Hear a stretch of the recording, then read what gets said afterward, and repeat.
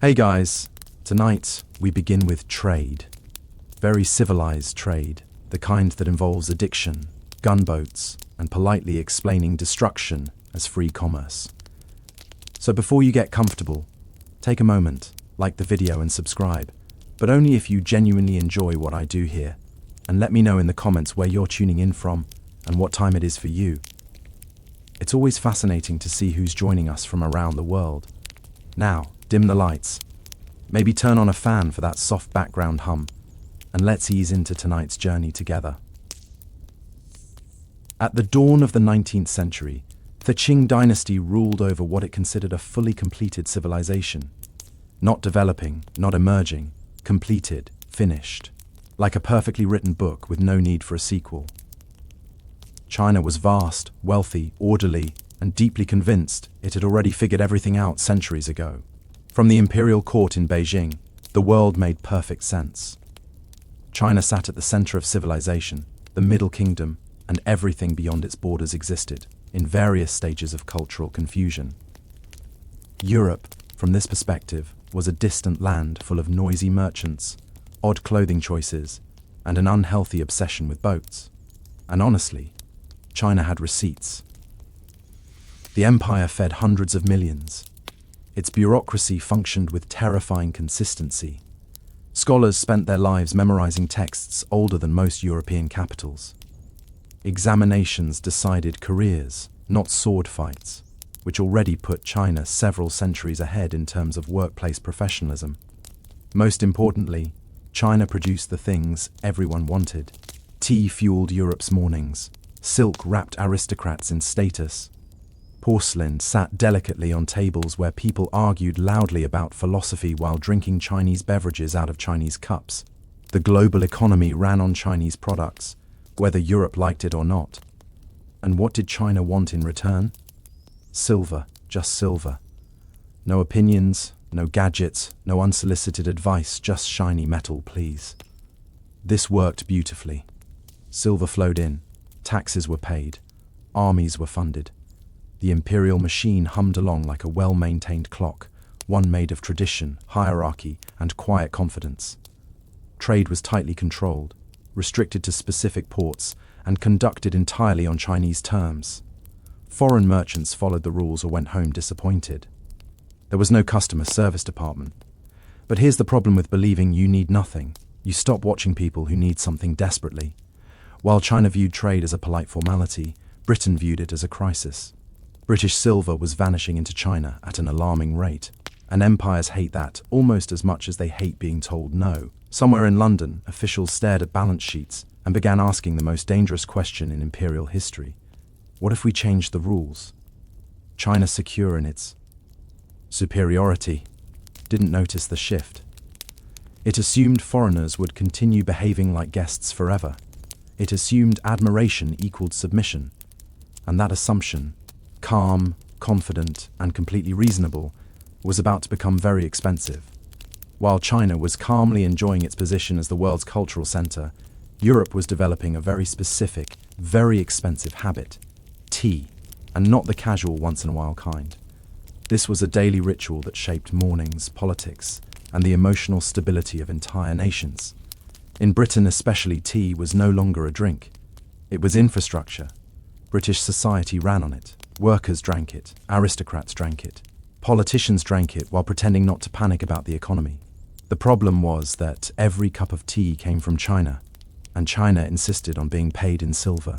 No discounts, no trade credits, no loyalty points. From the Chinese perspective, this made perfect sense. Why accept foreign goods you do not need when everyone is lining up to hand you precious metal? From the British perspective, this was a financial nightmare, wearing a polite smile. Silver began leaving Britain at a rate that caused real concern. Balance sheets looked increasingly grim. The empire could conquer continents, command oceans, and control global trade routes, yet somehow could not convince China to buy wool coats or industrial trinkets. It was deeply humiliating. British merchants tried everything. They offered textiles. China had ones. They offered machinery. China was unimpressed. They offered clocks, mirrors, and novelty items, that looked impressive for about 10 minutes. Chinese officials nodded politely and asked for silver. This is the moment where two worldviews collided. China believed trade was a controlled exchange that existed for stability. Britain believed trade was a tool for expansion, leverage, and profit. When trade did not benefit Britain did not consider that a failure, it considered it a challenge. British officials began asking dangerous questions. Why should silver keep flowing one way? Why should China dictate the terms? And most importantly, what could Britain sell that China could not refuse? The answer, unfortunately, was not tea, silk, or porcelain. It was addiction. Somewhere between frustration and imperial entitlement, British traders realized that China did not need more goods. It needed a problem, and if you could introduce that problem quietly enough, profit would follow. Tea had created a dependency in Europe. Now Britain was about to export one back. And unlike tea, this new product would not be poured gently into cups. It would seep into society, dissolve discipline, and rewrite the balance of power entirely. China had no idea this was coming. Britain absolutely did. Once Britain accepted that China did not want its products, officials turned to the next stage of imperial problem-solving. Creativity with a loose relationship to morality.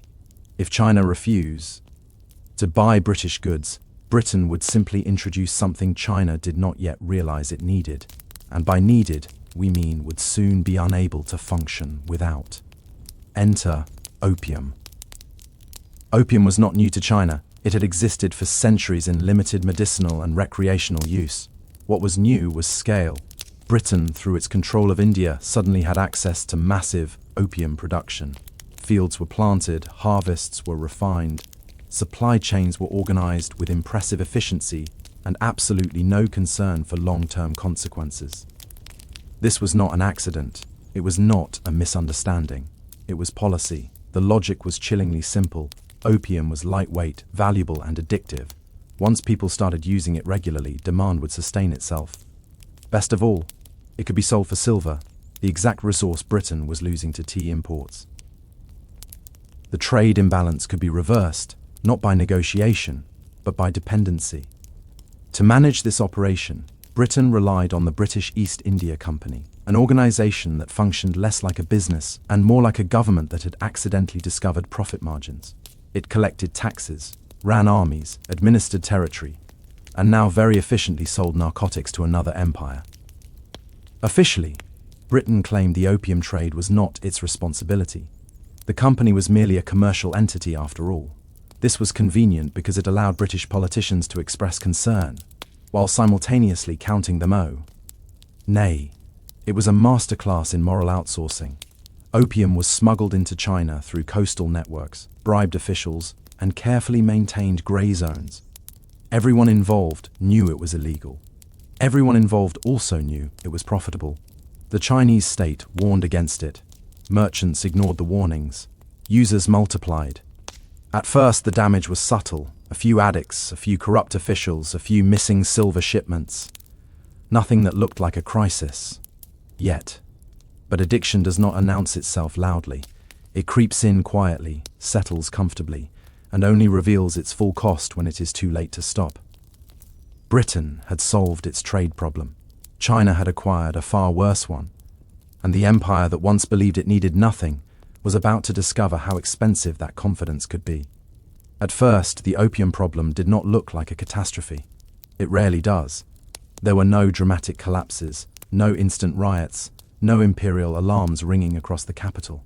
Instead, opium entered Chinese society the way most disasters do, politely, gradually, and with a convincing sense of deniability. It began along the coast among merchants, sailors, and dock workers. These were people already used to foreign goods and strange habits.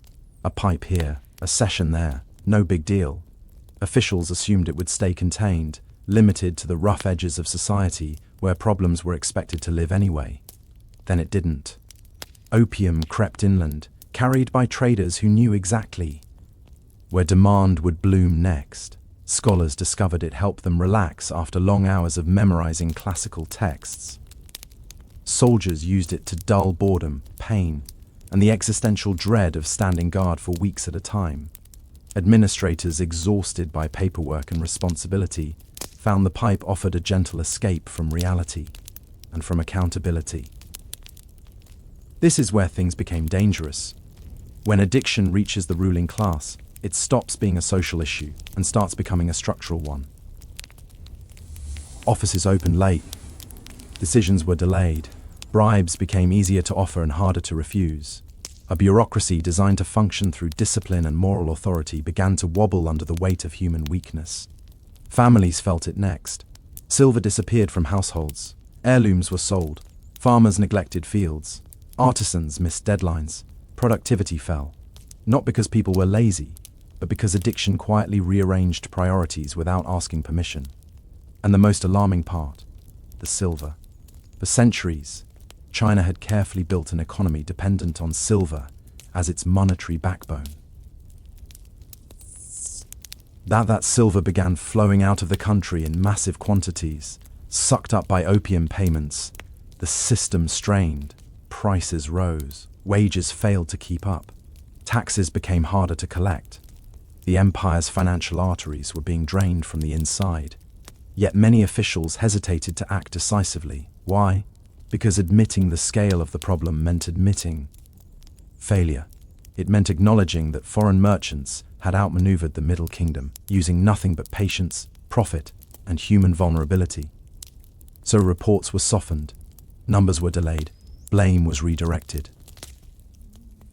The hope was that the problem would somehow stabilize on its own. It wouldn't. Addiction does not stabilize, it spreads. And while China debated how serious the problem really was, the opium trade was already reshaping society, quietly, efficiently, and with devastating momentum. For centuries, silver had been the quiet hero of China's economy.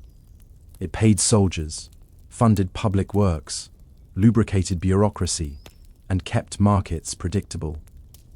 If the empire had a circulatory system, silver was the blood, and for a very long time, it flowed in exactly one direction, inward. Then opium arrived, and the blood began flowing out. At first, the change was subtle. Merchants noticed that coins were a little harder to find.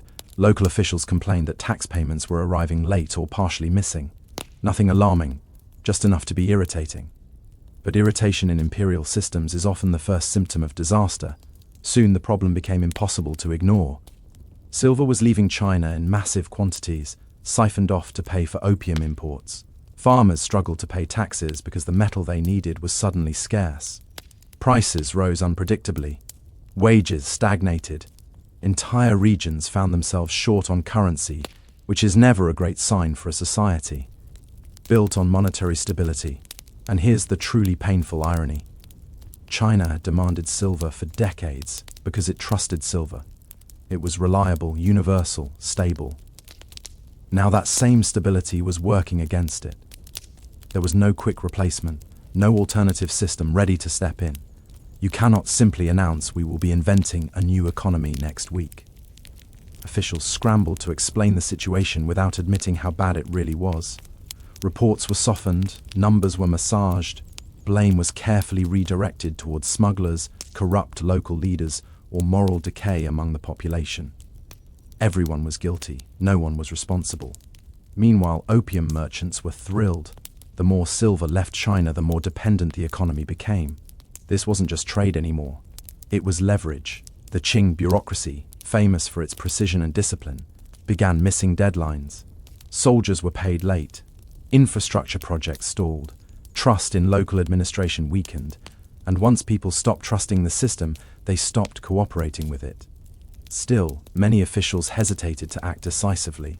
Why provoke foreign powers? Why risk instability? Why admit the empire had been outplayed by smugglers and merchants? Better to manage quietly, better to wait, better to hope. History is very unkind to hope without action. By the time the silver crisis was openly acknowledged, the damage was already systemic. The empire wasn't just losing money, it was losing control over the mechanisms that held it together. And that loss would soon demand a response far stronger than polite warnings. Eventually, even the most tradition-loving bureaucracy reaches its breaking point. For the Qing government, that moment arrived when the silver problem could no longer be explained away with polite memos and creative accounting.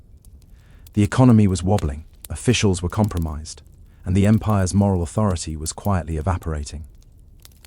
At this stage, denial stopped being an option and started being embarrassing. So the court did what empires usually do when subtlety fails. It panicked, regrouped, and decided to act very firmly. Opium was officially declared a serious national threat, not a vice, not a bad habit, a full-scale crisis. Imperial edicts were issued banning its import, sale, and consumption. Officials were ordered to crack down on smugglers. Users were warned. Dealers were threatened. The message was clear. This was over, and for once, the government meant it. The Qing court appointed determined officials who actually intended to enforce the law, not just nod at it. Warehouses were searched. Smuggling networks were exposed. Coastal ports were inspected with an enthusiasm that smugglers found deeply inconvenient. Suddenly, the opium trade felt less like a clever business and more like a dangerous crime.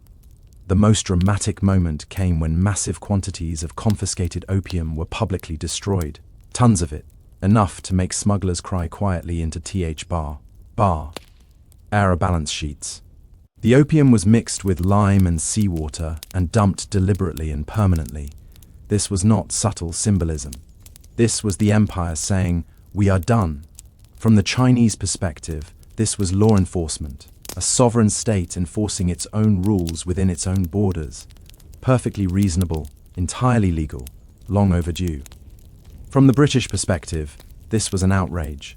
Merchants howled, officials protested. Diplomats wrote very serious letters explaining that destroying opium was somehow unfair. Not immoral trade, not addiction, not smuggling. Destruction of property was the true crime here. This is where the situation crossed from internal crisis to international confrontation. China believed it was restoring order. Britain believed its profits were being attacked. And when empires disagree about money, philosophy tends to exit the conversation immediately. China assumed firmness would restore control. Britain assumed force would restore trade. Both sides believed they were defending justice. Only one side had steam-powered warships waiting offshore, and that imbalance was about to become painfully obvious. Britain did not respond to China's opium crackdown with self-reflection. There were no emergency meetings about ethics, no long walks along the Thames wondering if maybe selling narcotics to another civilization was a bad look. Instead, British officials reached for a far more familiar tool, naval power. The argument was simple, elegant, and deeply convenient. Britain claimed that China's destruction of opium was an attack on free trade, not illegal trade, not smuggling, just trade. The fact that opium was banned under Chinese law was treated as a minor detail, the way a no swimming sign is treated right before someone dives in. Anyway, diplomatic letters flew back and forth, each more offended than the last. Britain insisted that its merchants had rights. China insisted that its laws applied within its borders. One side believed sovereignty mattered. The other believed profit mattered more. This conversation was never going to end peacefully. So Britain sent ships and modern ships, steam-oared, bristling with cannons, crewed by sailors trained for industrial warfare. When these vessels arrived off the Chinese coast, they represented a future that the Qing military was simply not prepared to fight. This was not courage versus cowardice. It was wood and sail versus iron and steam. Thus began the First Opium War, a conflict that was less a war and more a demonstration. Chinese forces fought bravely, often with outdated weapons and heroic optimism. British forces fought efficiently from a safe distance with technology designed to remove romance from battle entirely. Coastal defenses fell quickly. Forts were shelled into submission. Ports were blockaded. Each engagement sent a clear message. Resistance was admirable but futile. Britain could strike where it wanted, when it wanted, and then politely request negotiati. Ons. Inside China, disbelief turned into panic. This was not how the world was supposed to work. For centuries, China had been the strongest power in its region. Now, foreign ships dictated terms from the sea, immune to traditional tactics and unimpressed by imperial authority. The war was short. The outcome was never in doubt. China sued for peace not because it accepted Britain's arguments, but because continuing the fight meant national collapse. The lesson was brutal. The opium trade had not only weakened China internally, it had exposed the empire to a world that no longer played by its rules, and the real damage was only just beginning. When the war ended, it did not end with celebration, reconciliation, or mutual understanding. It ended with paperwork. Very expensive paperwork. The kind of paperwork written while cannons are still warm and politely pointed at your coastline. China agreed to peace, not because it believed it had lost the argument, but because it had lost the ability to continue the conversation without cities being shelled. The resulting agreement was framed as a treaty. In reality, it was a list of demands backed by naval artillery, which history later agreed to call unequal out of politeness. Ports that had once been tightly controlled were forced open to foreign trade. Tariffs once set by the Chinese state were now dictated externally. Foreign merchants gained legal protections that placed them beyond the reach of Chinese courts and territory. Actual land was ceded as part of the deal, just to really underline the point. From Britain's perspective, this was a victory for free trade, stability, and international order. From China's perspective, it was an unthinkable humiliation. The empire that had managed foreign contact for centuries now found itself managed instead. Even worse, opium did not disappear. Despite all the talk of peace and regulation, the trade continued larger, faster, and more openly than before. The war had not ended the problem, it had legitimized it. Smugglers became businessmen, illegal trade became tolerated trade, addictions spread with less resistance than ever. Inside China, the psychological damage was immense. The state had enforced its laws, been punished for it, and emerged weaker than before. Officials were demoralized, the public was confused. If the government could not stop foreigners from selling poison within its borders, what exactly was it still in charge of? Trust eroded quickly. People began to whisper that the dynasty had lost the mandate of heaven, the traditional belief that justified imperial rule. Natural disasters, economic hardship, and foreign humiliation all fed the same conclusion. Something had gone terribly wrong at the top, and while the court tried to recover, to reform, to adapt, it did so under constant pressure. Foreign gunboats remained nearby, merchants pushed for more access, diplomats demanded further concessions. Peace had arrived, but it came with conditions, every condition chipped away at sovereignty. The empire still stood, but it was standing on terms it no longer controlled. After the treaty, China did not suddenly collapse. That's important. Empires rarely fall dramatically in one clean moment. What China experienced instead was something far more exhausting. A slow, grinding loss of control disguised as international cooperation. The newly opened ports quickly became foreign islands on Chinese soil. Merchants arrived with legal protections that made them effectively untouchable by local authorities. If disputes arose, they were handled in foreign courts under foreign laws, by foreign judges. China still owned the land technically, but authority had packed its bags and moved out. Chinese officials found themselves in an impossible position. They were responsible for order, but lacked the power to enforce it. They were expected to collect taxes, but tariffs were now capped by foreign agreement. They were meant to regulate trade, but trade no longer listened. It was governance with all the responsibility and none of the authority, the worst possible arrangement. Opium flowed more freely than ever. The war had sent a clear message to smugglers. Resistance was dangerous, but persistence was profitable. Addiction deepened. Entire neighborhoods hollowed out. Productivity continued to fall. Families that had survived generations slipped into poverty in a single decade. Foreign merchants, meanwhile, thrived. They built warehouses, offices, and enclaves that operated like miniature cities. These areas were cleaner, better supplied, and suspiciously well protected. To Chinese observers, they looked less like trading posts and more like previews of a future they hadn't agreed to.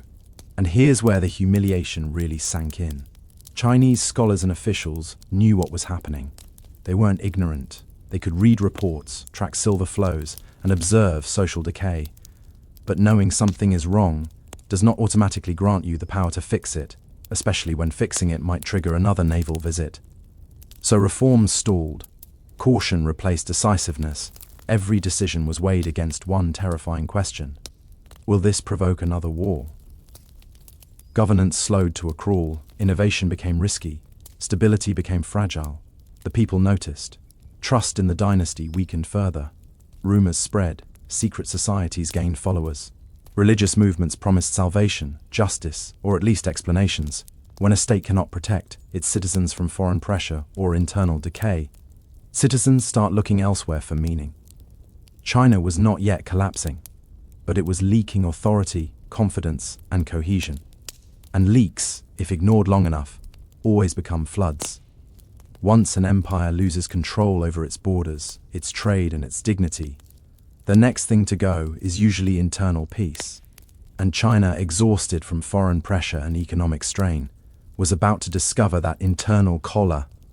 PSE is far messier than external defeat. The countryside began to feel the damage first. Farmers struggled with rising taxes and falling incomes. Silver was scarce, officials were desperate, and corruption became less a moral failure and more a survival strategy. When local magistrates squeezed harder, peasants did not respond with loyalty. They responded with resentment. The quiet, patient kind that eventually explodes. Banditry increased. Secret societies flourished. Groups formed promising justice, protection, or spiritual salvation. Some offered all three, which made them extremely popular. When the state looks weak, alternatives start looking attractive, even if they come with matching uniforms and slightly unhinged leaders. Inside the Qing government, things weren't much better. Reformers argued that China needed to modernize, adopt new technology, rethink institutions, and maybe stop assuming the rest of the world would politely behave forever. Traditionalists argued that this thinking was dangerous nonsense and that the real problem was moral decay, foreign influence, and insufficient respect for ancient values. These debates did not end quickly or productively. They dragged on while conditions worsened. Meetings were held, memorials were written.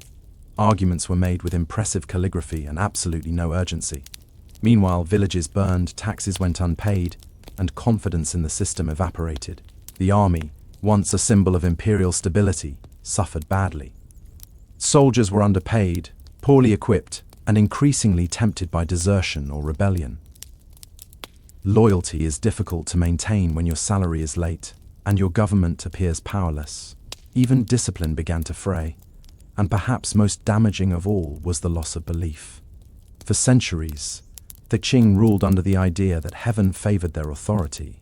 When floods, famine, addiction, foreign humiliation, and internal chaos all arrived at once, people began to question whether heaven had quietly withdrawn its support. The mandate of heaven was not officially revoked. It never is, but it was definitely under review. By this point, the empire was no longer simply reacting to problems, it was drowning in them.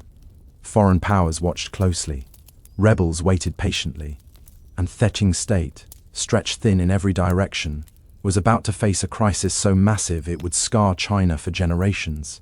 If the Qing Empire had been limping before, this was the moment it collapsed onto the floor and politely asked history for a minute to breathe.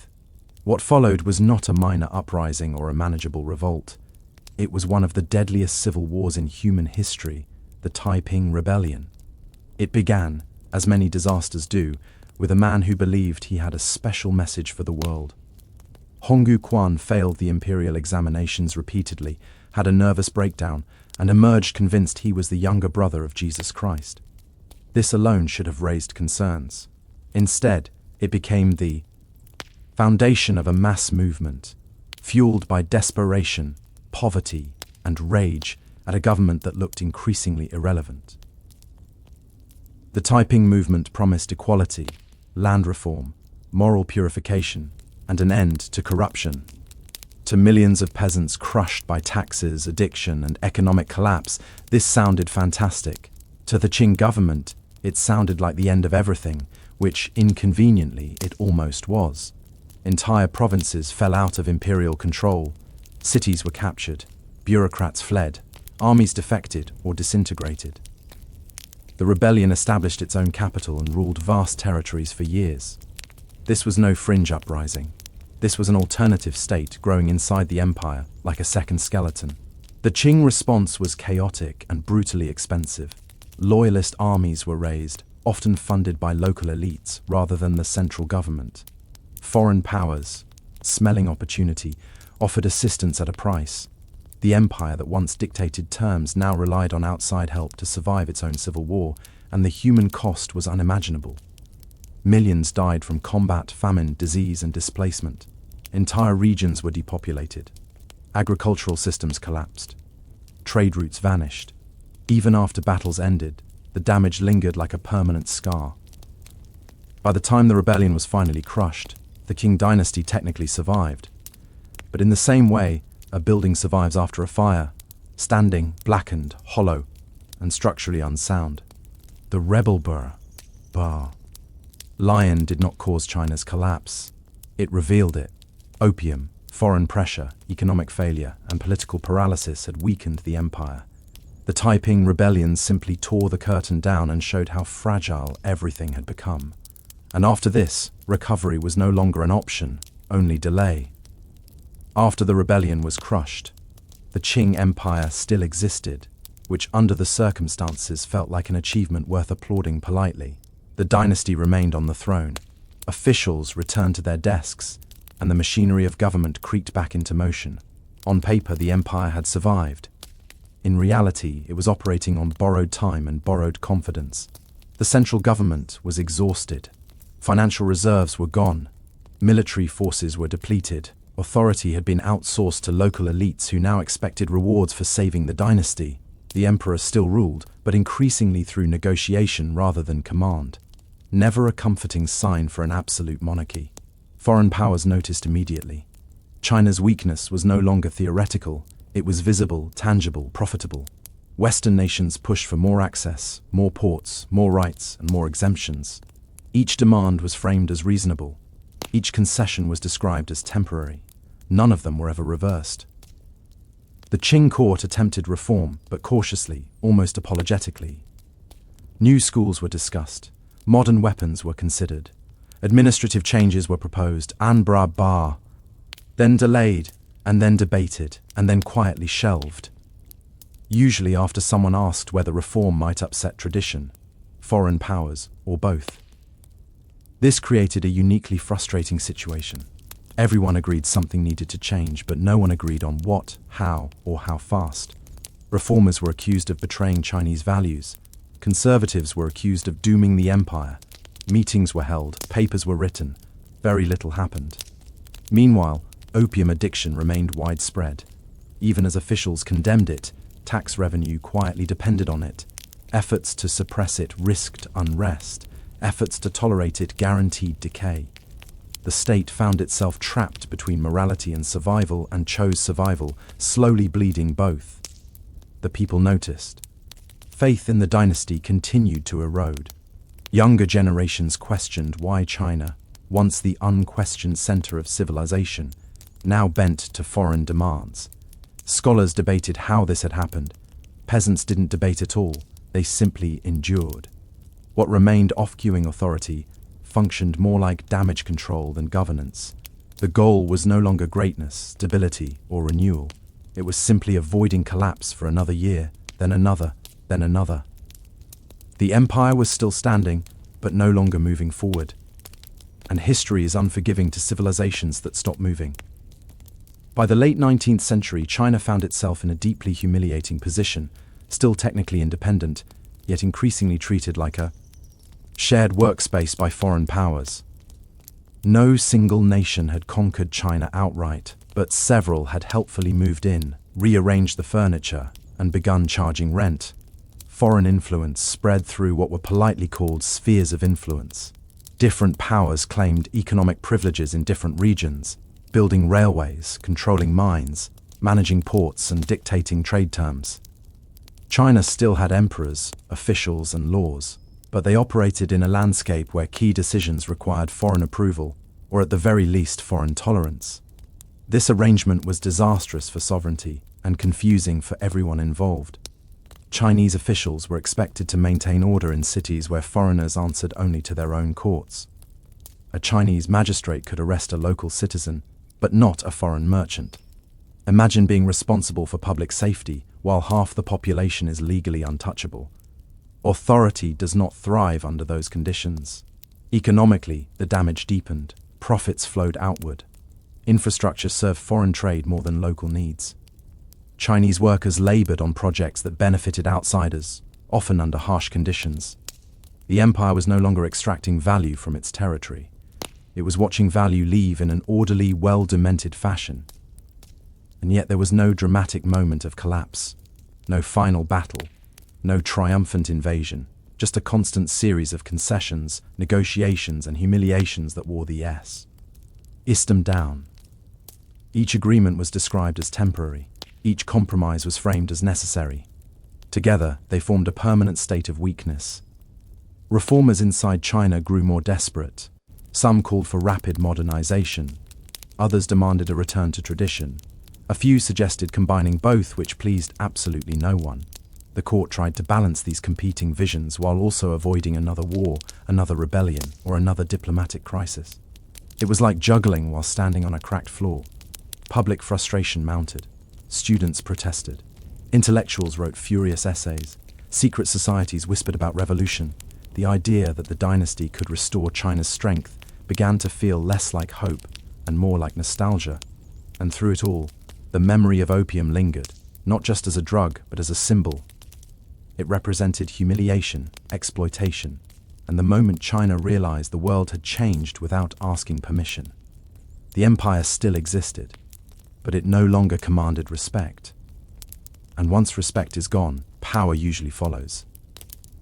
By the early 20th century, the Qing Empire was still alive in the same way an old house is still standing, upright, familiar, and quietly unsafe. There were no dramatic invasions sweeping across the capital. No single enemy delivered the final blow. Instead, the dynasty unraveled through exhaustion, loss of trust, and the creeping realization that no one truly believed in it anymore. The court attempted last-minute reforms with the energy of someone realizing the exam is tomorrow, and the textbook is still wrapped in plastic. New schools were introduced. Military modernization was discussed. Constitutional ideas were cautiously floated, and then immediately surrounded by anxiety. Every reform felt both necessary and terrifying. Change might save the empire, but it might also finish it off. Officials hesitated. Delay became policy. Meanwhile, foreign influence was no longer shocking. It was normal.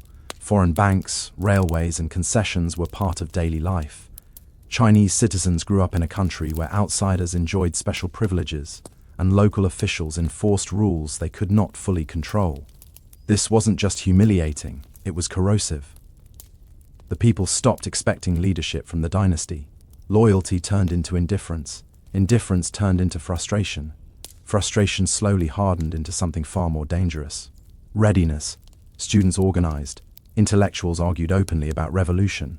Soldiers questioned why they should defend a system that could not pay them on time or protect national dignity. When authority dissolves quietly, rebellion does not need to shout. It just needs to wait. And the dynasty had no answer left. The emperor remained, ceremonies continued, and the bureaucracy still stamped documents with impressive seriousness. But belief, the invisible glue holding the system together, had vanished. The mandate of heaven was never officially revoked.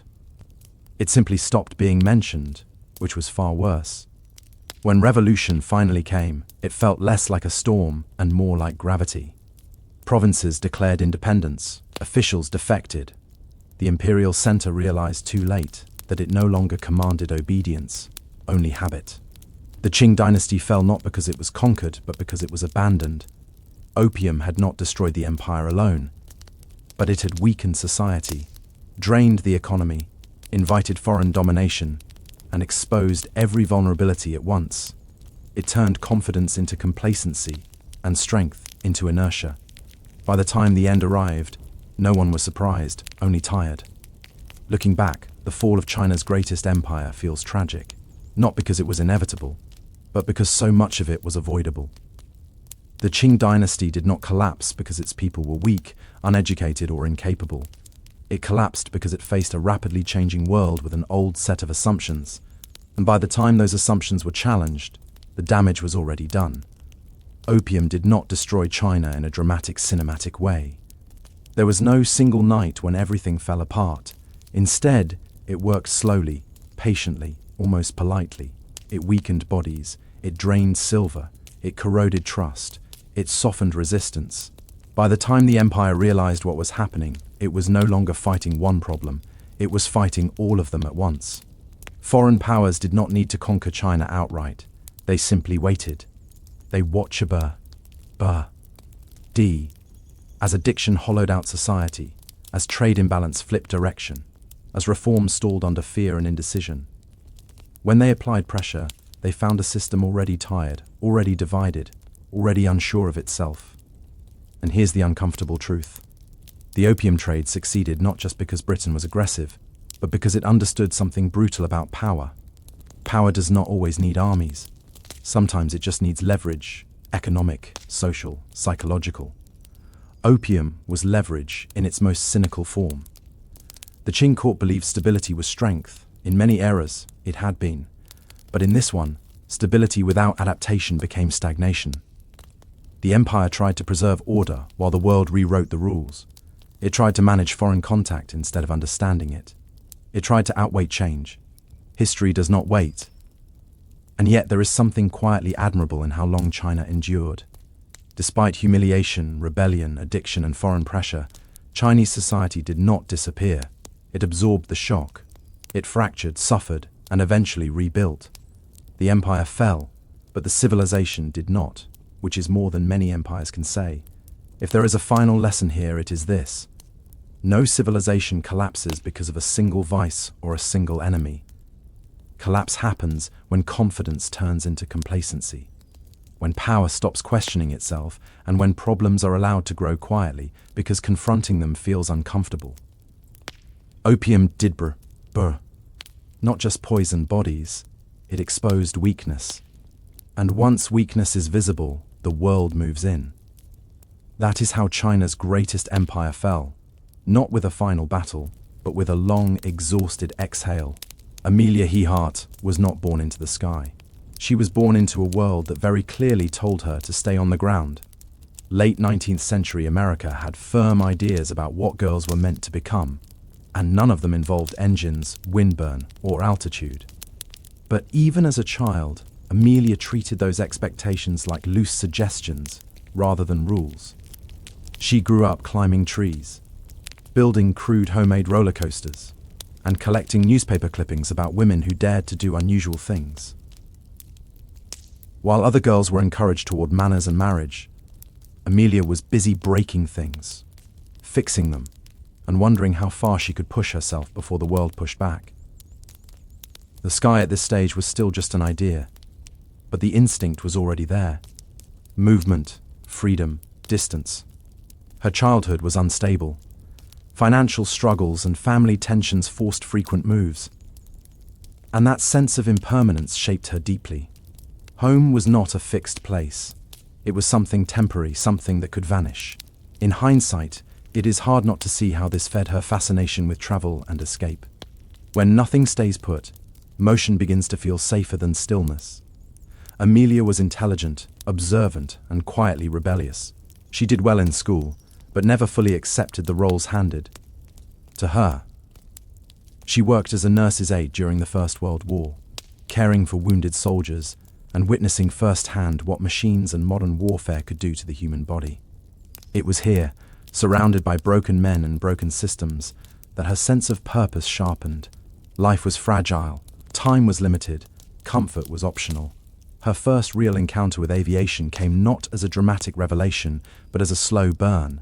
She saw planes at fairs, heard their engines, watched them wobble into the sky like stubborn insects. Early aircraft were loud, unreliable, and dangerous, which meant they were also perfect. They were not polite machines. They demanded courage, money, and mechanical understanding, all things women were told they lacked. Amelia saved obsessively, worked relentlessly, and ignored the raised eyebrows. She was not chasing glamour, she was chasing space, physical and psychological, in a world that kept shrinking women down. Long before she ever flew solo across an ocean, she had already made her most important journey, deciding that the ground was optional. Amelia Earhart did not step into aviation through an open door. She forced her way in through a side entrance, unpaid, uncelebrated, and largely unwanted. Flying in the early 1920s was expensive, dangerous, and dominated by men who believed gravity was sexist and ambition even more so. Amelia did not argue with them. She simply learned to fly anyway. Her first flight as a passenger was brief and unromantic. The plane rattled, the wind roared, and the pilot probably did not care whether she enjoyed herself. But something clicked. Not awe, not fear, recognition. This was what she had been looking for, not beauty, but control, the ability to lift yourself out of the ordinary world using skill and nerve alone. Flying lessons were brutally costly, so Amelia did what she always did. She worked, she took whatever jobs she could find, lived modestly, and treated every dollar as a future minute in the air. Her instructor was a woman, an exception in itself, and the lessons were practical rather than poetic. There was no romance in learning to land without dying. Just repetition, discipline, and mistakes you survived long enough to correct. Early planes were unforgiving machines, no insulation, no comfort, barely any instruments. The cockpit was open to the elements, and the engine sat inches away, vibrating like it might detach out of spite. Pilots dressed for cold, not elegance. Goggles, scarves, leather, not for style, but for survival. This was not freedom without cost.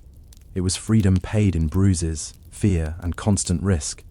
Amelia learned quickly, but she also learned realistically. She understood that talent alone would not carry her forward. Aviation required money, sponsorship, and publicity. Records mattered. Headlines mattered. If she wanted to stay in the air, she would have to become visible on the ground. This was a compromise she accepted, though never comfortably. She boog. HT her first plane, bright yellow, slightly ridiculous, and deeply beloved. She named it, flew it hard, and pushed it higher than she was supposed to. Altitude records followed. Then attention. Newspapers began to notice the novelty. A woman pilot who was not performing stunts for laughs but treating aviation as serious work. Still, she was often introduced as an accessory rather than an aviator. Questions focused on her clothes, her smile, her nerves. She answered politely and returned to the cockpit. Every flight was an argument she did not need to voice. Each successful landing said enough. By the time she began setting records, Amelia was no longer asking permission. She had learned the machine, the sky, and the quiet truth beneath both. Confidence is built, not granted. Amelia Hayhart did not become famous because she wanted to be admired. She became famous because aviation needed a symbol, and she happened to be useful. Her growing list of records and near records attracted attention at exactly the moment when long-distance flight was becoming a public obsession. Planes were no longer just machines. They were promises, and Amelia was shaped into one. Her sudden rise into the spotlight came with a peculiar imbalance. Newspapers celebrated her courage, but rarely her competence. She was framed as daring rather than disciplined, brave rather than skilled. When she crossed the Atlantic as a passenger on a transoceanic flight, headlines crowned her a heroine, even Thaug. She had not been at the controls. Amelia herself was deeply uncomfortable with this. She accepted the praise, smiled for photographs, and then privately dismissed the achievement as incomplete. Being famous for sitting still was not the goal. Publicity, however, brought resources. Sponsors emerged. Speaking tours followed. Amelia learned to stand on stages and talk about flight to audiences who had never left the ground. She used these moments carefully. Beneath the polite lectures was a quiet insistence. Women could do this too if given training and trust.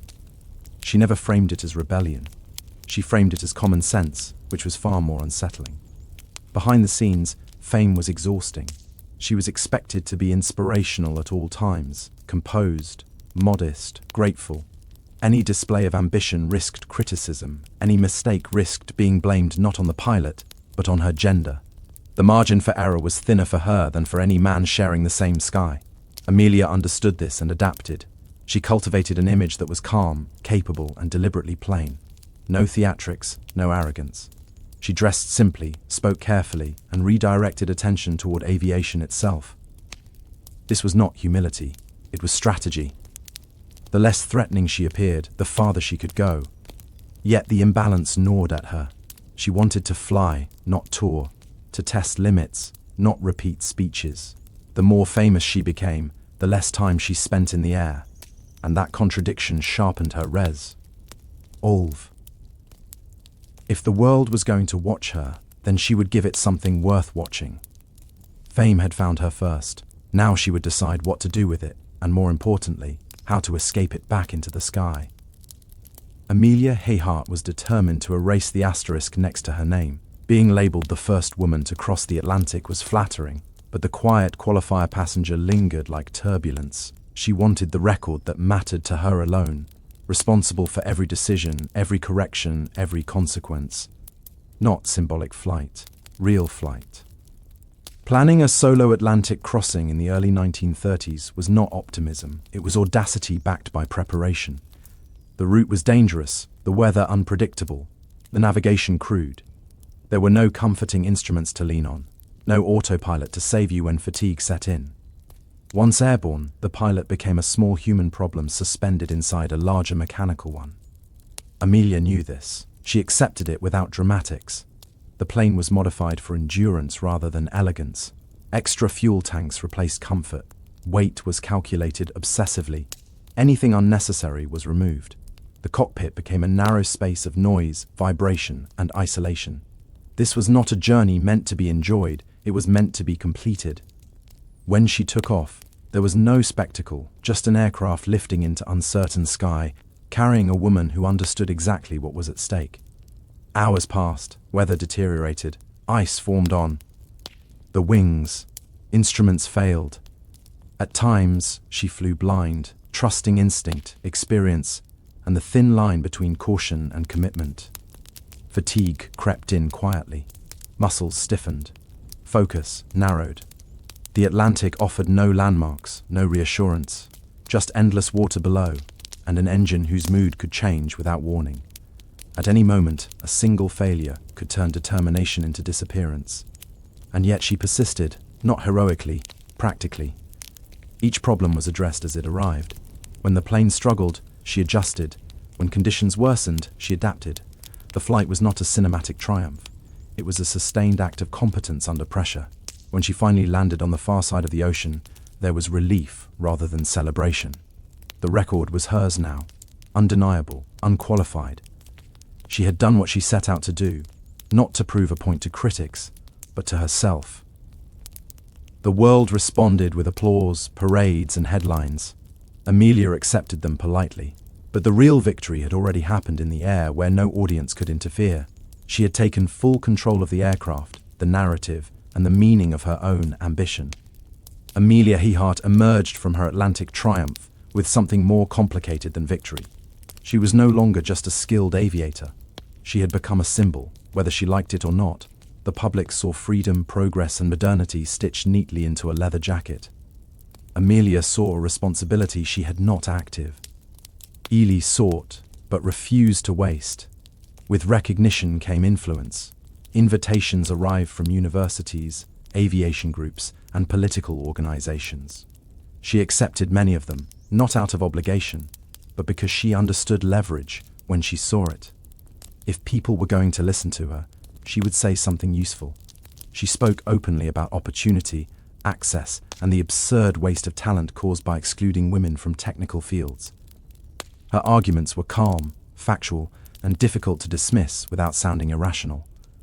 She helped found organizations dedicated to supporting female pilots, not as social clubs, but as professional networks, training, shared resources, mentorship, practical tools, rather than inspirational slogans. Amelia believed progress came from structure, not applause. You could not survive on admiration alone. You needed skills, backing, and people who took you seriously. At the same time, she continued flying. Records accumulated quietly. Speed, distance, altitude. These achievements rarely received the same attention as her Atlantic flight, but they mattered to her. Each one reinforced her credibility. Each one kept her grounded in the work itself rather than the image built around it. Her private life remained guarded. She valued independence fiercely and resisted expectations placed on her by fame and convention. Marriage, when it came, was approached as a partnership rather than a surrender. She insisted on autonomy, financial and personal, at A time when such demands were viewed as unsettling. She did not frame it as ideology, she framed it as fairness. This balanced public figure and private individual was exhausting. The constant travel, the speeches, the expectations. Yet Amelia maintained a controlled calm. She rarely complained. She rarely dramatized. The pressure existed, but it did not define her. She understood that symbols eventually fade, unless reinforced by action. So she kept flying, kept planning, kept looking beyond the horizon for something more demanding than comfort. Her ambitions were expanding again, stretching past oceans and continents. The sky had given her a voice. Now she was deciding how far to carry it, and how much risk she was willing to accept to stay ahead of her own legend. Amelia Earhart was never interested in repeating herself. Once a record became familiar, it lost its pull. The Atlantic was behind her now, and with it the comfort of proven routes and predictable headlines. What drew her forward were the blank spaces, the long stretches of the world still awkwardly connected by aviation, the routes that existed more in theory than practice. Long distance flying in this era was not about glamour. It was logistics, endurance, and risk management stretched across thousands of miles. Amelia began planning flights that stitched continents together, tracing paths few pilots bothered to attempt. She flew across the Pacific, across the Americas, across regions where navigation erred more on judgment than instruments. Each journey was a lesson in humility. The sky did not care about reputation. The physical toll increased. Hours in the cockpit strained the body and dulled the senses. Weather delays turned schedules into guesses. Mechanical issues appeared far from spare parts and friendly runways. Amelia grew leaner, quieter, more focused. The casual charm that once defined her public image gave way to something sharper, a professional intensity that understood how thin the margin really was. She studied maps obsessively, not as abstractions, but as lived challenges. Wind patterns, fuel ranges, emergency landing options. Every line represented a decision she might have to make alone. This was where she felt most herself, planning against uncertainty, preparing for problems that had not yet arrived. At the same time, aviation itself was changing. Planes were improving, but not fast enough to eliminate danger. Radio communication remained unreliable. Navigation over water was still an exercise in estimation. Progress created opportunity, but not safety. Amelia accepted this without complaint. Risk was not an obstacle to ambition. It was the price. Friends and colleagues worried. The routes were longer now, the margins thinner. She listened, acknowledged their concerns, and continued planning. Fear to her was information. Something to account for, not something to obey. The more she flew, the clearer her next goal became. If aviation was going to mature, Opium had to test its limits. Someone had to prove that global flight was not a novelty, but a future. And if the world insisted on watching her, then she would give it one last unmistakable line across the map. Even if that line ran straight through the most unforgiving skies on Earth. Amelia Earhart did not wake up one morning and casually decide to fly around the world. The idea formed gradually, like pressure building behind a sealed door. Aviation had advanced enough to make the attempt conceivable, but not enough to make it safe. That narrow gap between possible and foolish was exactly where Amelia tended to operate best. The circumnavigation near the equator would be longer, more complex, and less forgiving than any route she had flown before. It meant sustained endurance rather than a single dramatic crossing. Fuel logistics, international permissions, weather windows, navigation over open ocean, every variable multiplied. This was not a publicity stunt. It was a technical challenge disguised as an adventure. The aircraft was modified yet again. More fuel, more weight, more vulnerability. Every added mile of range increased strain on the machine and the pilot alike. Amelia knew this. She also knew that no amount of preparation could account for everything. At some point, planning had to give way to commitment. She chose a navigator, not as a safety net, but as a necessity. The route demanded expertise in celestial navigation, radio coordination, and constant recalculation. This was no longer a solo argument with the sky. It was a partnership against it. The early stages of the journey went well enough. Long flights, exhausting, but manageable. Landfalls achieved, repairs made. The world followed closely. Newspapers tracking her progress like a moving headline. Each successful leg reinforced the illusion of control. But beneath the surface, cracks were forming. Equipment issues appeared and disappeared, unpredictably. Radio communication faltered, weather grew less cooperative, fatigue accumulated quietly, the most dangerous failure of all. Unlike engines, it did not announce itself. Still, Amelia pressed on. Turning back would not only end the attempt, it would leave the question unanswered. She had never been comfortable with unfinished sentences. As the flight approached the Pacific, vast, remote, and indifferent, the margins narrowed to almost nothing. Small islands became lifelines. Accurate navigation became survival rather than precision. The plan now depended on timing, clarity, and machines performing exactly as expected. It was here, at the edge of the map, that the story began to slip from certainty into silence. The sky she had conquered for so long was about to remind the world of its final authority. Amelia Earhart entered the final phase of her journey with no room left for error. The Pacific leg was not dramatic in appearance, just sky and water repeating endlessly, but it was the most technically unforgiving stretch of the entire flight. The destination was a tiny speck of land surrounded by thousands of miles of ocean. Missing it by even a small margin meant there would be nowhere else to go. Navigation depended on calculations made under strain. Clouds interfered with celestial fixes. Radio signals faded in and out, distorted by distance and atmosphere. Communication with support ships became uncertain, then fragmented.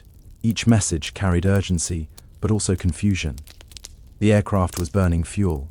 Time was slipping. What happened next has been debated for decades, because certainty vanished with the signal. Reports suggest difficulty finding the island, requests for direction, references to low fuel.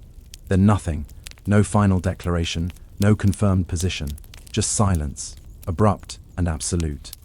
The world reacted immediately. Search efforts were massive by the standards of the time. Ships and planes scoured vast areas of ocean. Coastlines were examined. Islands were inspected. The effort was expensive, urgent, and emotionally charged. But the Pacific does not yield easily. Days passed, then weeks. Hope thinned. Without physical evidence, theories multiplied. Mechanical failure, navigation error, emergency landing, capture, survival. Each possibility spawned its own arguments, fueled by incomplete data and human imagination. The absence of answers created a vacuum that speculation rushed to fill. What made the disappearance so haunting was not just the loss, but the mismatch between expectatio and reality. This was a woman who had beaten distance repeatedly, who had treated the sky as something knowable, and yet, in the end, she vanished, not in a storm of spectacle, but quietly, mid-task, mid-calculation. There was no heroic final image, no confirmed last words, just the unresolved space between effort and outcome. The disappearance did not erase her achievements, but it altered how they were remembered. The narrative shifted from mastery to mystery. The aviator became a question mark, suspended somewhere between legend and logistics. The silence over the Pacific was not dramatic. That was precisely why it endured. It reminded the world that even the most disciplined preparation could still end without resolution, and that the sky, no matter how familiar, never truly belonged to anyone. Amelia Earhart did not disappear from history when her plane vanished. In many ways, that moment fixed her in place permanently. The unanswered ending ensured that her life would never be neatly concluded, never filed away as a completed chapter. Instead, it remained open, inviting interpretation, debate, and projection. Searches eventually ended, but interest never did. Decades passed, and new technologies, new expeditions, and new theories continued to chase the same question across the same ocean. Each generation brought fresh confidence that it would finally solve the mystery. None did. The absence of certainty became part of the story itself. Yet focusing solely on the disappearance risks missing the larger truth. Amelia Earhart's significance was not rooted in how her life ended, but in how deliberately she lived it. She treated ambition as a discipline rather than a spectacle. She prepared, calculated, adjusted, and accepted risk without romanticizing it. That mindset, calm persistence under pressure, is harder to mythologize than a dramatic crash, but far more instructive. Her impact on aviation was practical. She proved that long-distance flight was not reserved for a narrow type of person.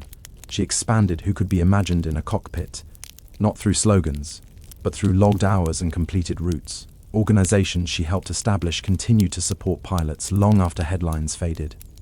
Structures outlive stories. Culturally, she became a shorthand for independence, not because she rejected society outright, but because she navigated it on her own terms. She understood how systems worked and where they could be bent. She used visibility strategically, then returned to the work. That balance is easy to admire and difficult to replicate. The mystery surrounding her disappearance often overshadows her competence, but it does not diminish it. If anything, it reinforces the central lesson of her life. Progress happens at the edge of certainty where outcomes are not guaranteed. Amelia Hayhart did not seek immortality. She sought movement, distance, and mastery. The fact that her final flight ended without answers does not undermine that pursuit. It underscores it. The sky never gave her closure. History filled the silence instead, not with conclusions, but with endurance. And in that way, she never truly landed. Fashion does not begin with self-expression. It begins with survival. Long before clothes were judged for beauty, they were judged for usefulness, warmth, protection, and durability. But almost immediately, something else crept in. Meaning. Even the simplest garment began to say something about who you were, where you belonged, and how much power you carried.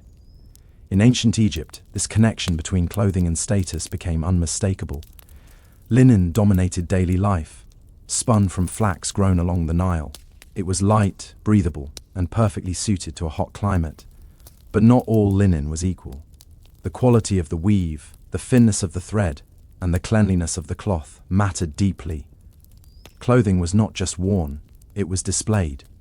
Most people dressed simply, a basic wrap or kilt, practical and unadorned, signaled labor and obedience. The elite, however, wore linen so fine it was almost transparent, carefully pleated and bleached to radiant white. Cleanliness itself became a symbol of moral and social superiority. To appear unkempt was not just unattractive, it was suspect. Jewelry filled the gap where fabric stopped. Gold, beads, amulets, and colored stones transformed otherwise minimal clothing into declarations of rank. These were not accessories for decoration alone, they were portable wealth, spiritual protection, and political messaging worn directly on the body. Even cosmetics played a role. Kohl-lined eyes were practical against glare and infection, but they also signaled refinement and divine favor. What matters here is not the look itself, but the logic behind it. Clothing already functioned as a visual language. You could read a person instantly, their occupation, their proximity to power, their access to resources. There was no illusion that fashion was personal. It was communal, hierarchical, and tightly controlled. This pattern would repeat across civilizations. Materials would change, styles would evolve, but the core idea remained stubbornly consistent. Clothes were never neutral. They marked boundaries between free and enslaved, sacred and ordinary, ruler and ruled. Fashion, from its very first chapter, was not about standing out. It was about being placed visibly and unmistakably within a social order. And once clothing learned to speak that language, it never forgot it. As societies grew more complex, clothing evolved from simple markers of status into instruments of discipline and identity. In ancient Greece, fabric did not merely cover the body, it trained it. Garments were designed to be worn correctly, and wearing them well signaled education, citizenship, and self-control. Greek clothing relied heavily on draped forms rather than tailored shapes. The keton and hermation were rectangles of cloth, fastened and folded rather than cut. This simplicity was deceptive. To wear these garments properly required knowledge how to fold, where to pin, how to move without disorder.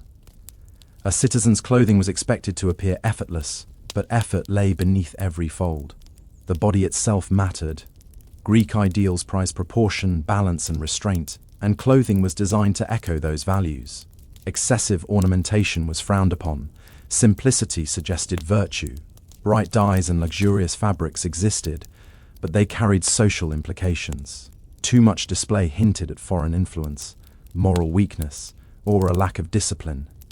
Across the Mediterranean, ancient Rome took these ideas and formalized them. Clothing became law. The toga was not merely traditional attire. It was a legal marker of citizenship. Only free male citizens could wear it, and even then there were rules. Different toga signaled different ranks, offices, and stages of life. You did not choose your toga, your status chose it for you. Roman clothing was intentionally cumbersome. The toga was heavy, restrictive, and impractical. That was the point. Physical labor was incompatible with political authority. A man who could move easily was expected to work. A man draped in layers of wool was expected to rule. Clothing enforced hierarchy by limiting the body itself. Women's clothing followed its own strict codes, signaling respectability, marital status, and family honor. Deviating from these expectations invited scrutiny or suspicion.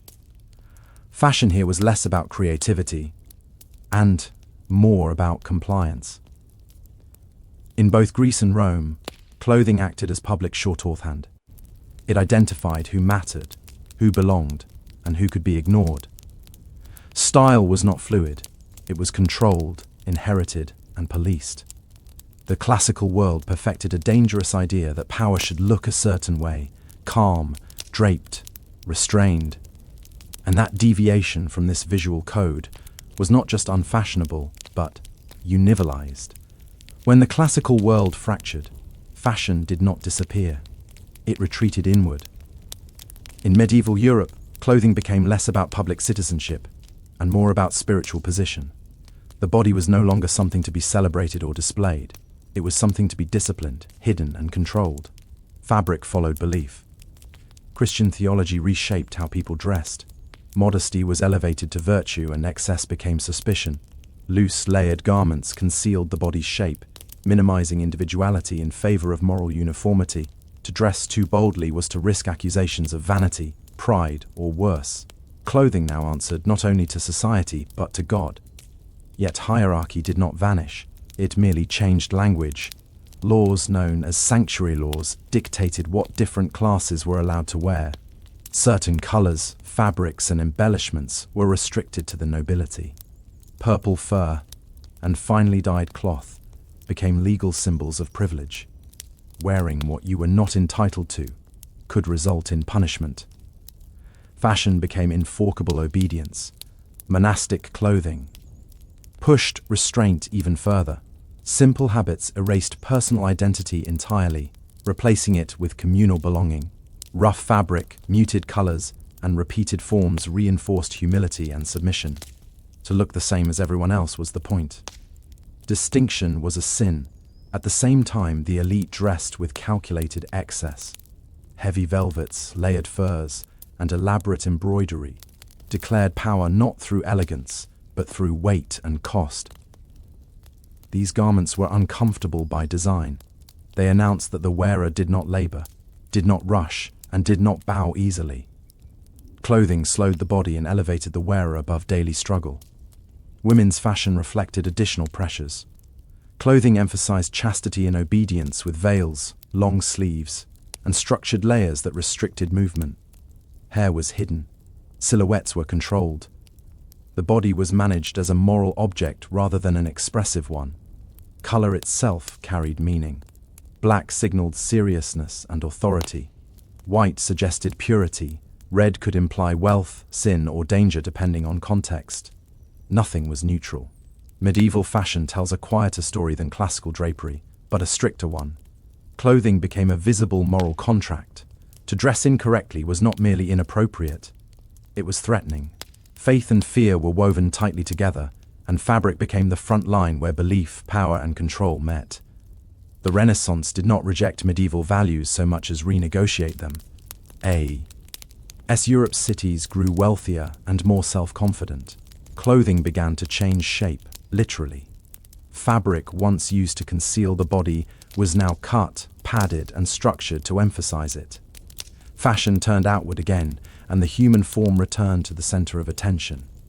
Tailoring transformed clothing from draped layers into engineered silhouettes. Sleeves were slashed and puffed, revealing expensive inner fabrics beneath. Doublets and gowns were stiffened, widened, and shaped. The body became a framework for displaying wealth, skill, and ambition. Clothing no longer whispered obedience, it announced presence. This was not vanity alone. The Renaissance celebrated human achievement. Art, science, politics, and fashion mirrored this confidence. To dress well was to declare participation in a new world driven by intellect and enterprise, rather than pure inheritance. Merchants dressed like nobles. Nobles dressed to stay ahead of merchants. Fashion became competitive. Fabric itself grew more elaborate. Silk, velvet, brocade, and lace flooded European markets, fueled by expanding trade routes. Colors deepened as dye technology improved. Rich reds, blues, and greens became attainable for those with money, not just titles. Wealth began to challenge birthright, yet control remained. Sumptu laws persisted, struggling to keep up with social change. Clothing exposed tension between tradition and mobility. The law tried to freeze society in place. Fashion kept moving. Men's clothing emphasized authority and structure. Broad shoulders, narrow waists, and stiff collars created a commanding silhouette. Power was built into the garment itself. Women's fashion followed a different logic. Corsets and bodices reshaped the torso into idealized forms, enforcing beauty through restriction. Clothing celebrated the body while simultaneously controlling it. Accessories multiplied. Hats, gloves, ruffs, and jewelry completed the performance. Every detail was intentional. Nothing was accidental. The Renaissance also elevated the artist and the tailor. Craftsmanship became visible. Clothing was no longer just worn. It was admired as a technical achievement. Skill itself became fashionable. In this era, fashion became personal again, but not free. It reflected ambition, anxiety, and competition in equal measure. The body returned to view, but only after being disciplined, reshaped, and turned into a statement. The Renaissance dressed the human figure as a work of art, impressive, constrained, and constantly judged. As Europe moved into the early modern period, fashion became louder, heavier, and far less subtle. Clothing was no longer just about wealth or refinement. It became a political instrument. Nowhere was this clearer than at the royal courts, where dress was transformed into spectacle and authority, stitched itself into every seam. At the center of this transformation stood Louis XIV, who understood something crucial. Power must be seen to be believed. At high court, fashion was tightly controlled, extravagant, and deliberately impractical. Towering wigs, embroidered coats, silk stockings, and heeled shoes turned the male body into a moving display of dominance. These clothes restricted movement on purpose. A king who could barely walk did not need to run. Court dress became a uniform of obedience. Nobles were expected to appear in specific styles, colors, and fabrics, all regulated by royal taste. To fall behind in fashion was to fall behind politically. To be excluded from court dress was to be excluded from influence. Clothing functioned as social surveillance. Women's fashion reached new extremes. Dresses widened into architectural forms supported by layers of unstructure. Movement became slow, ceremonial, and controlled. The body was less a person than a platform for displaying wealth, lineage, and alliances. Comfort was irrelevant. Visibility was everything. Luxury materials dominated. Silk, lace, gold, thread, and imported dyes. These were not simply expensive, they were intentionally wasteful. Excess proved abundance. The ability to wear something impractical demonstrated that labor was someone else's problem. This era also solidified fashion's relationship with imitation. Courts across Europe copied each other obsessively. Style traveled faster than armies. To dress like the French court was to signal sophistication and power, even when the wearer had neither. Fashion here was no longer just personal or cultural. It was demonstrative. It organized hierarchy, enforced loyalty, and made inequality visible. Clothing told everyone exactly where they stood. The theater of power reached its peak in fabric and form. Fashion was no longer about protecting the body or celebrating it. It was about overpowering it, transforming human figures into symbols that could be read instantly and obeyed without question. The explosion of excess eventually provoked its opposite. When political revolutions shook Europe, fashion changed with them quickly, aggressively, and with intent. Clothing became a declaration of ideology. What you wore now announced not just wealth, but allegiance.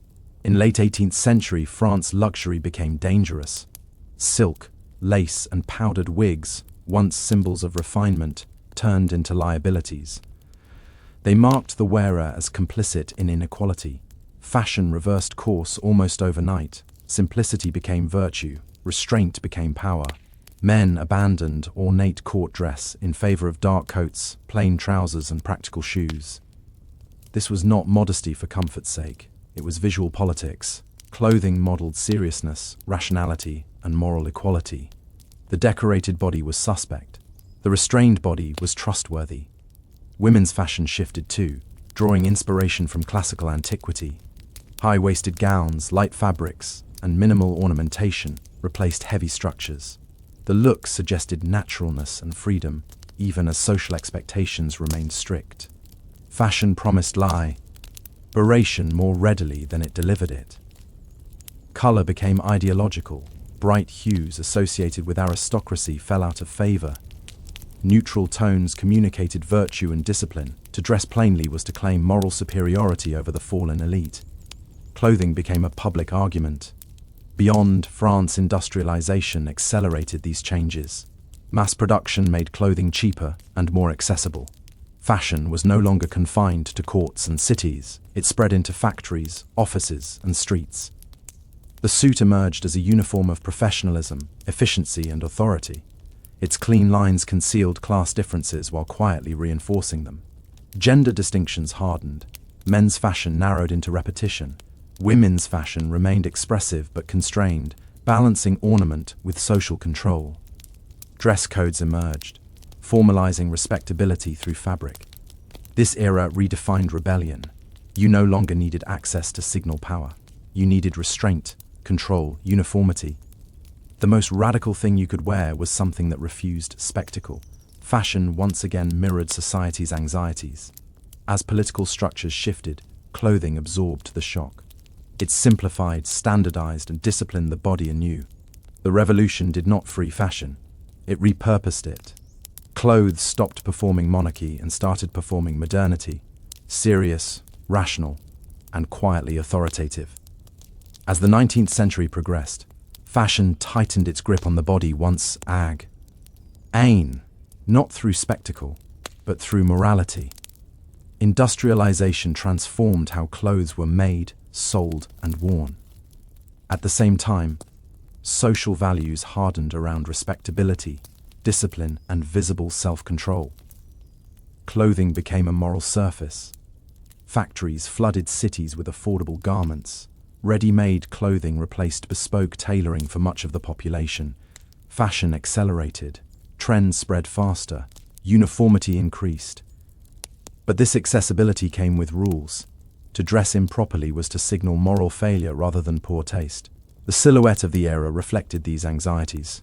Men's fashion became rigid and repetitive. Dark suits, stiff collars, controlled shapes. Authority was sober, restrained, and predictable. Individuality was discouraged. Seriousness became the ideal. To dress loudly was to lack discipline. Women's fashion told a more complicated story. The body was reshaped dramatically through corsets, bustles, and layers of structure. These garments enforced posture, limited movement, and idealized fragility. Clothing claimed to protect women while physically constraining them. Respectability required discomfort. At the same time, fashion reinforced gender roles visually. Men moved freely. Women occupied space carefully. Clothing trained behavior as much as appearance. Fashion became a tool for social instruction. Color followed moral logic. Black signaled seriousness and virtue. Excessive decoration invited suspicion. Even leisure clothing as carefully coded. There were rules for every context: public, private, formal, informal. To know these rules was to belong. Yet beneath this surface of restraint, tension built. The same industrial systems that produced modest clothing also created wealth, mobility, and urban anonymity. New social classes emerged. Fashion began to fragment. The first cracks appeared. Women adopted simplified garments for work and movement. Sportswear emerged. Rational dress movements questioned restrictive clothing.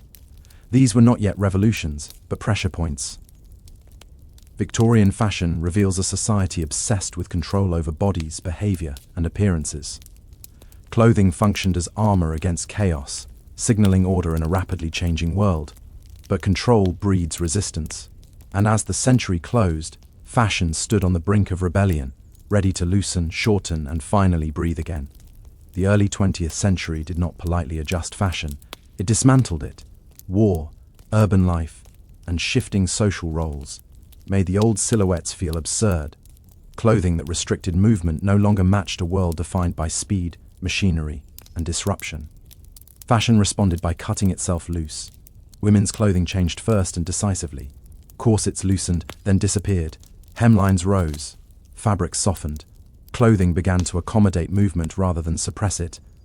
This was not simply aesthetic change. It reflected a deeper shift in how bodies were allowed to exist in public space. Designers like Coco Chanel rejected ornament in favor of simplicity. Jersey fabrics, clean lines, and neutral colors replaced excess. Comfort became fashionable, which would have sounded like heresy a generation earlier. Clothing no longer tried to overpower the wearer. It worked with them. Men's fashion changed less dramatically, but the uniformity of the suit began to loosen. Sportswear, casual wear, and functional clothing entered everyday life. The distinction between work and leisure blurred. Clothing adapted to motion, travel, and informal interaction. War accelerated everything. Scarcity forced minimalism. Utility replaced decoration. When materials were limited, extravagance looked offensive. Afterward, fashion did not return fully to excess. It had learned efficiency. Cities became laboratories for style. In places like Paris and New York, fashion reflected modern identity. Fast, fragmented, and experimental. Clothing became a way to navigate anonymity. You could reinvent yourself through what you wore. Mass media amplified change. Films, magazines, and advertisements spread styles instantly. Fashion no longer trickled slowly from elites downward. It circulated, collided, and recombined. Trends shortened. Authority dissolved. Gender boundaries softened visually. Women borrowed from men's wardrobes. Men adopted relaxed silhouettes. Clothing stopped insisting on rigid roles, even if society still did. Fashion in the modern era embraced contradiction. It promised freedom while responding to pressure. It simplified while multiplying options. It rejected old rules without offering permanent replacements. What emerged was not a single style, but a condition, constant change.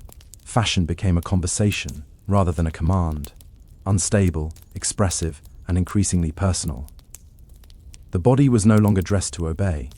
It was dressed to move, adapt, and survive a world that refused to stand still. By the late 20th century, fashion stopped pretending it could speak for everyone. Instead of enforcing order, it fractured into voices, loud, contradictory, and deliberately confrontational. Clothing was no longer trying to reflect society. It was trying to argue with it. Subcultures took control. In post-war cities, young people used clothing to reject the values they inherited. In London, punk stripped fashion down to provocation. Torn fabric, safety pins, leather, and aggressive silhouettes rejected polish entirely. These clothes were not designed to last. They were designed to offend, to expose systems that felt rotten beneath the surface. Fashion became refusal. Other movements followed different paths. Street emerged from marginalized communities built around practicality, visibility, and coded belonging. Logos replaced tailoring. Sneakers replaced formal shoes. Clothing spoken signals: who you listened to, where you came from, what you resisted. Identity became layered and portable. High fashion responded by absorbing rebellion. Designers pulled subculture, RAL aesthetics onto runways, transforming protest into product. This cycle, resistance, absorption, repetition, became fashion's new rhythm. Nothing stayed outside the system for long. Technology accelerated everything. Global production, fast fashion, and digital media collapsed time and distance. Trends rose and fell in months, sometimes weeks. Clothing lost permanence. The idea of a stable style dissolved. You could reinvent yourself constantly, cheaply, and publicly. At the same time, fashion became more personal and more political. Choices about clothing began to signal beliefs, sustainability, gender expression, cultural identity. Traditional categories blurred. Masculine and feminine mixed freely. Vintage coexisted with synthetic. The body became a canvas rather than a template. But freedom came with consequences. Overproduction hollowed meaning. Choice became overwhelming. Fashion promised individuality while delivering uniformity at scale. The same tools that enabled self-expression also flattened it. The history of fashion ends not with resolution, but with tension. Clothing still tells stories of power, rebellion, and belonging. But now those stories overlap, conflict, and change constantly.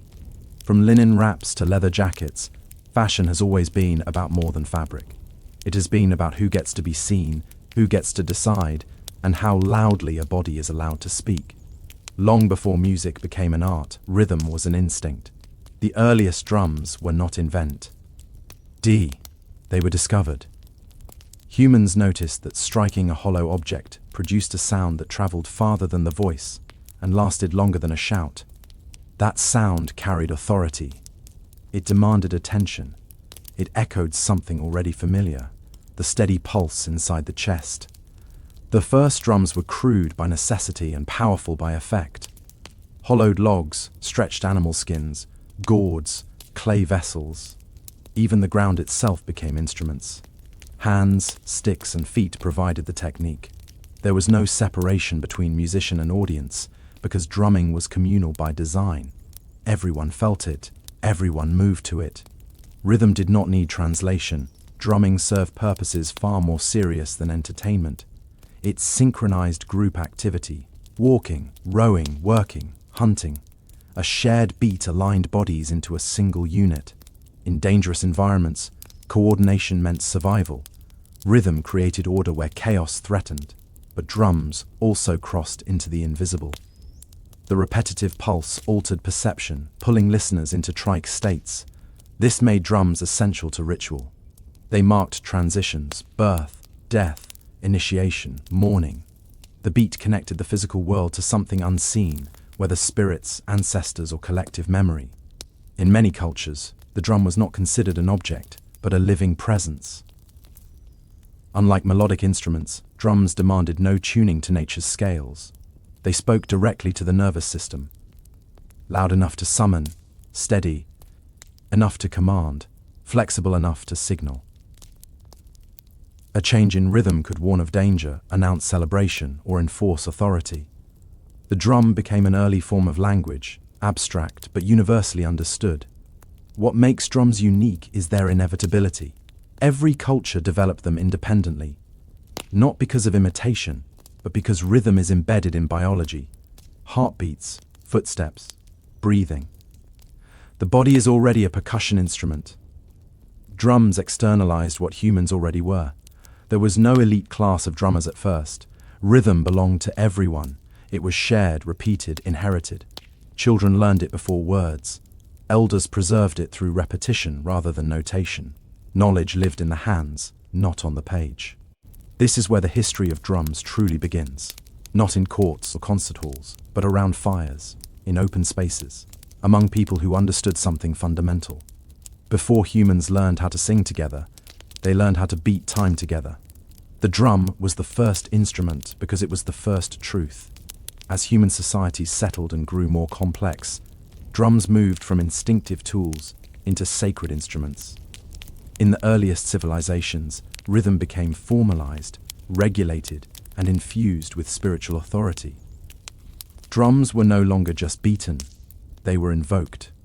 In ancient Mesopotamia, percussion accompanied temple rituals and royal ceremonies. Drums marked offerings to the gods, processions through cities, and the presence of authority. Their sound was believed to travel beyond human ears, carrying prayers upward and summoning divine attention. Silence in these moments was not neutral. it was dangerous. In ancient Egypt, drums held a similarly sacred role. Frame drums and barrel-shaped drums appeared in religious festivals, irari rites, and celebrations honoring the gods. Rhythm G guided dancers, priests, and participants into coordinated movement, reinforcing cosmic order. The idea that society, nature, and the divine were meant to move in harmony. Drums also became instruments of power. In early states, sound controlled space. A drum beat could command attention across crowds long before written announcements or amplified speech leaders understood this instinctively. Ritual drumming framed authority as something sanctioned not just by people but by the heavens. In many cultures, the drum itself was sacred. Materials mattered. Animal skins were chosen carefully, often from creatures associated with strength, fertility, or protection. The act of making a drum could involve ritual preparation, offerings, or purification. The instrument was believed to contain spirit, memory, or ancestral presence. To strike it incorrectly was not merely a musical error, it was a breach of respect. Drumming also regulated time. Festivals followed rhythmic cycles. Ceremonies unfolded according to beats rather than clocks. Repetition anchored memory in societies without written records. Rhythm preserved tradition. Unlike melodic instruments reserved for trained specialists, drums remained communal, even a society stratified. While priests or musicians might lead, participation was collective. The beat invited response. It was inclusive by nature. What distinguished early civilization drumming from prehistoric rhythm was intention. The beat now meant something specific. It signaled sacred moments, reinforced hierarchy, and stabilized belief systems. Rhythm became architecture for society, invisible but foundational. As civilizations expanded, drums traveled with them. Trade, conquest, and migration carried rhythms across regions where they adapted without losing their core power. The drum had become more than a heartbeat. It had become a bridge between humans and gods, order and chaos, sound and meaning. As societies expanded beyond villages and cities, drums acquired a new, harsher role. They became tools of coordination in conflict, instruments that could move bodies across distance, impose order in chaos, and turn sound into command. On the battlefield, rhythm was authority. In ancient China, large war drums were used to signal advances, retreats, and formations. The beat replaced speech, cutting through noise and confusion. Soldiers trained to respond instinctively to rhythm, not words. A single pattern could mobilize thousands. Silence, again, was never accidental. Across ancient India, drums accompanied armies and royal processions alike. Percussion announced power before it arrived. The sound of drums rolling across open land was psychological warfare. It warned enemies, energized troops, and framed combat as ritualized duty rather than chaos. Drums excelled at distance. Before flags, horns, or radios, rhythm traveled reliably through air and terrain. Unlike speech, it could not be misunderstood linguistically. The body recognized it immediately. Fast meant urgency, slow meant control, repetition meant order, change meant danger. In many cultures, drummers held protected status within armies. They were not simply musicians, they were tactical assets. To silence an enemy's drums was to disrupt command itself. To lose your own meant confusion, panic, and collapse. Beyond battle, drums structured civic life. They announced curfews, assemblies, executions, and celebrations.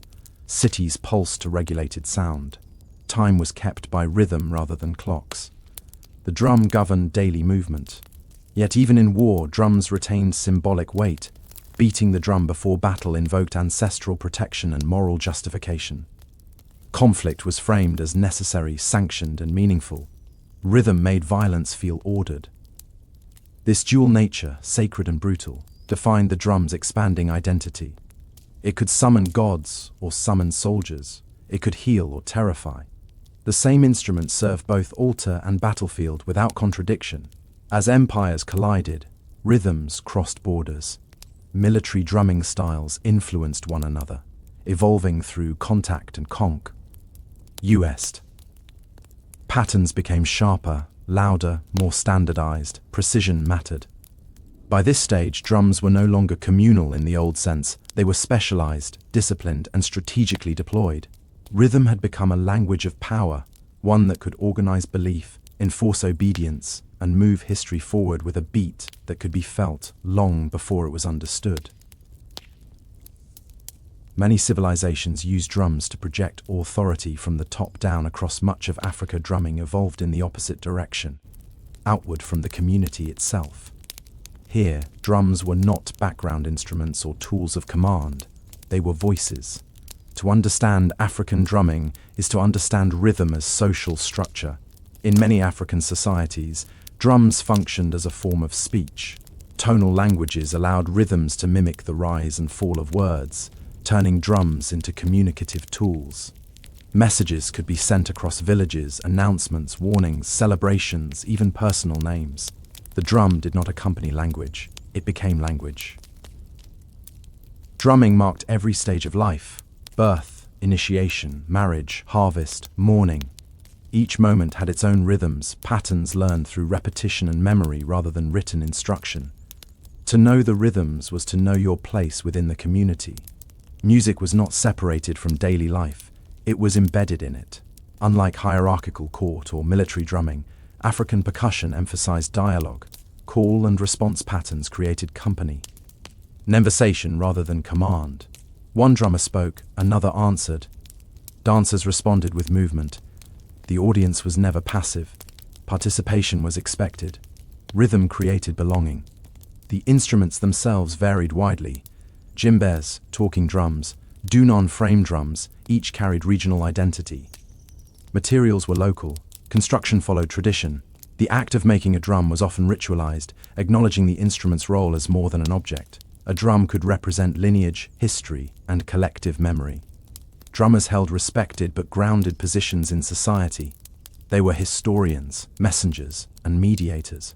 Through rhythm, they preserved stories, genealogies, and moral lessons. Where written records were absent, drums remembered. This deep integration made drums inseparable from identity. Rhythm distinguished one group from another. It marked territory without borders. When people migrated, the rhythms traveled with them, adapting without disappearing. This tradition would later reshape global music in ways that are impossible to overstate. As African peoples were displaced through trade and enslavement, their rhythms survived even when instruments were stripped away. Hands, feet, and voices carried the beat forward. What makes African drumming unique is not complexity alone, but philosophy. Rhythm was not decoration, it was structure. Time itself was experienced as layered, cyclical, and shared. The drum here was not an authority imposed from above. It whoa, as the sound of community thinking out loud together in time without separation between music and life. When African rhythms were torn from their homelands through forced migration, the drum became dangerous. In many parts of the Americas and the Caribbean, colonial authorities quickly realized what rhythm could do. Drums gathered people. Drums coordinated movement. Drums remembered things that power preferred forgotten, so drums were banned. But rhythm did not disappear. It adapted. Enslaved communities were often forbidden from owning or playing drums, especially after uprisings where percussion had been used to communicate and organize. Silence was enforced, but only on the surface. The body became the instrument. Hands clapped, feet stomped, voices layered rhythm into work songs, spirituals, and chants. The beat survived by hiding in plain sight. In places like the Caribbean and the Brazil, drumming traditions were disguised within religious practice. Percussion became prayer. Rhythms were embedded into ceremony, masked as worship, while preserving ancestral memory. The drum was no longer always visible, but it was always present. Improvised instruments filled the gaps: barrels, boxes, bones, tools. Anything that could produce sound became part of the rhythmic arsenal. What mattered was not the object, but the pattern. Rhythm proved more resilient than material. In the United States, this transformation shaped entirely new musical forms.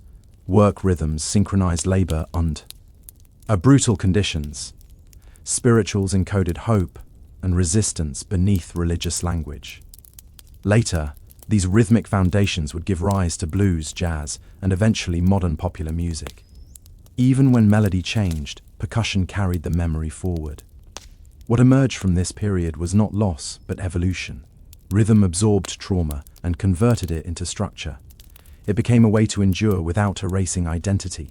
The drums stripped from the hands reappeared in the body itself. This history matters because it explains why percussion in the modern world often carries emotional weight beyond sound. Drums do not just entertain, they remember. They carry histories of control, resistance, and survival. When drums eventually returned openly in festivals, ceremonies, and music, they came back transformed, louder, layered, defiant. This chapter of drumming history is not about instruments advancing or techniques improving. It is about rhythm refusing to die. Even when stripped of wood and skin, the beat stayed alive, tapping through generations, waiting for the moment it could once again be struck openly without fear. As rhythm survived through adaptation and resistance elsewhere, Europe took a different path. Drums there were absorbed into systems, military, religious, and eventually artistic, where precision mattered more than communal expression. Percussion became regulated, standardized, and disciplined. In medieval and early modern Europe, drums were tightly linked to armies. Side drums set marching pace, enforced timing, and imposed unity on large groups of soldiers. Rhythm trained bodies to move as one. Unlike African call and response traditions, European military drumming demanded obedience, not dialogue. The beat was fixed. Deviation was error. This approach carried into ceremonial life. Church music used percussion sparingly, but rhythm still structured time. Bells marked hours, processional beats ordered movement, sound controlled space and behavior. Music reinforced hierarchy. As orchestral music developed, drums entered a new environment. In courts and concert halls, percussion became a supporting force rather than a leading voice. Tony, bass drums and auxiliary percussion emphasized drama, tension, and resolution. They did not speak freely, they obeyed the score. The orchestra transformed drums into symbols of power rather than participation. A single strike could signal danger, triumph, or fate itself. But that strike was carefully placed. Improvisation disappeared. Precision ruled. This shift reflected broader cultural values. Western music increasingly prized notation, control, and authorship. Rhythm was something to be written, rehearsed, and repeated exactly. The drummer became a specialist rather than a communal figure. At the same time, new instruments emerged. Advances in metalwork and tuning allowed drums to produce consistent pitch and volume. Percussion grew louder, deeper, more controlled. The chaotic pulse of earlier eras was reshaped into disciplined force. This transformation was not neutral. By placing rhythm inside rigid systems, Europe separated drums from their social roots. Percussion became something to listen to rather than something to join. The audience was expected to remain still. Yet something was lost in the process. Drums gained precision but lost flexibility. They gained respectability but lost intimacy. Rhythm was no longer a shared experience. It was a performance. This tension would not last forever. As the modern world accelerated, the strict order of orchestral percussion began to feel constraining. New spaces, new cultures, and new technologies would soon pull drums back out of the score and into the street. The stage was set for rhythm to break free again, louder, looser, and impossible to contain. The rigid discipline of Western percussion could not survive contact with the modern city. As cultures collided in ports, factories, and neighborhoods, rhythm slipped its leash. Drums moved out of the orchestra pit and into crowded rooms where rules bent under pressure. This was not refinement. This was release. In places like New Orleans, African rhythmic memory met European instruments and American realities. Marching drums, church rhythms, work songs, and street parades overlapped daily. Out of this collision came syncopation, rhythm that leaned forward, pulled back, and refused to land where expected. The beat stopped obeying the grid. Early jazz drummers were not time-key, pairs alone. They were conversationalists. Using snare, bass drum, cymbals, and whatever else was available, they layered rhythms that danced around melody rather than beneath it. The drum kit itself was a practical invention. Multiple percussion voices controlled by one body. Efficiency turned into expression. Improvisation returned. Unlike orchestral percussion, Jazz drumming demanded constant decision-making. Every performance was different. The drummer listened, responded, provoked. Rhythm became interactive again, closer to its communal roots than anything Western music had allowed in centuries.